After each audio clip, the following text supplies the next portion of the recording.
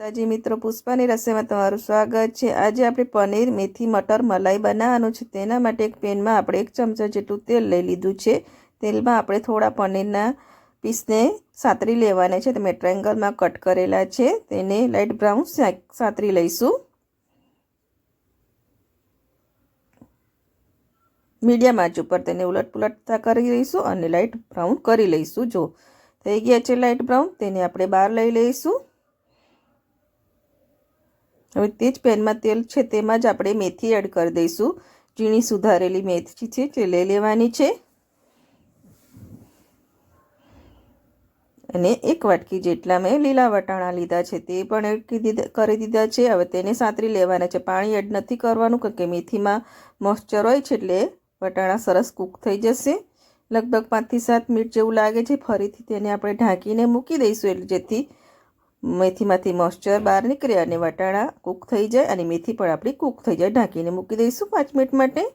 5 minute જેવું થઈ ગયું છે, ચેક કરી લઈશું।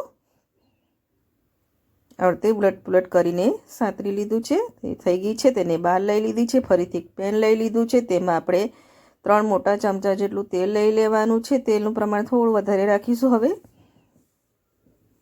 તેલને સરસ ગરમ થવા દઈશું। પહેલાં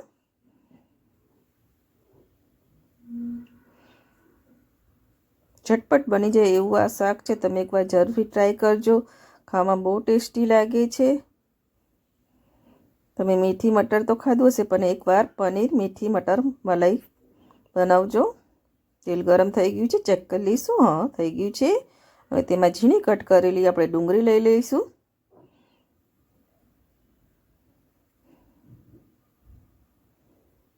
डુંગળીને સાતરી લેવાનું છે।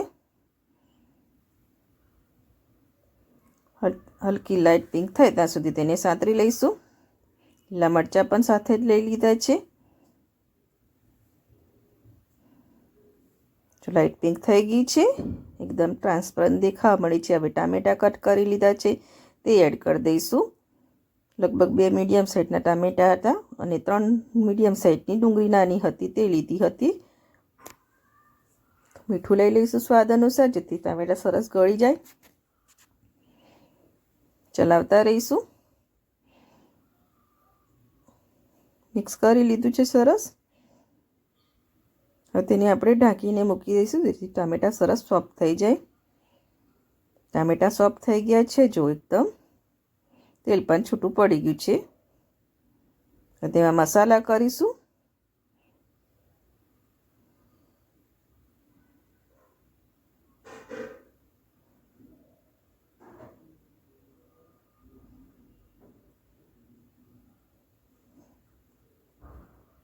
लाल मरचું લઈ લઈશું। 1 ચમચી જેટલું લાલ મરચું લીધું છે।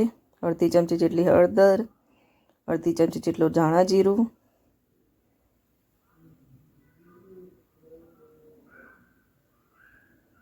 થોડું મીઠું ફરીથી એડ કરી દઈશું।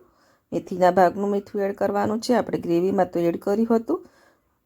હવે લીલા વટાણા અને મેથી આપણે સાતર્યા હતા તે લઈ લઈશું, તેને મિક્સ કરી લઈશું। થોડું 1 કપ જેટલું આપણે દૂધ લઈ લઈશું। દૂધ એડ કરીને સરસ મિક્સ કરી લેવાનું છે।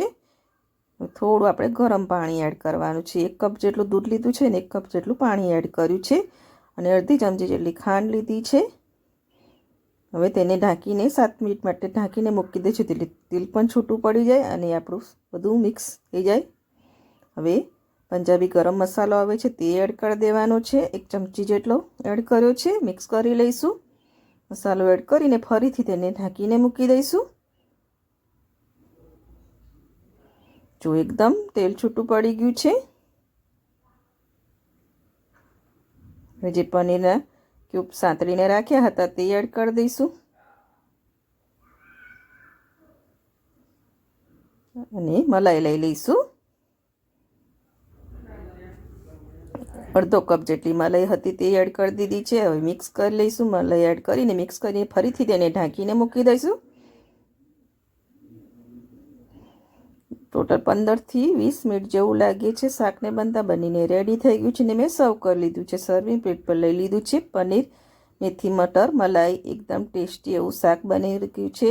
તમે એકવાર જરૂરથી ટ્રાય કરજો। આ શાક તમે નાન સાથે ખાઈ શકો છો, પરોઠા સાથે પણ ખાઈ શકો છો. બહુ ટેસ્ટી લાગે છે અને ઝટપટ બની જાય છે. તમે એકવાર જરૂરથી ટ્રાય કરજો.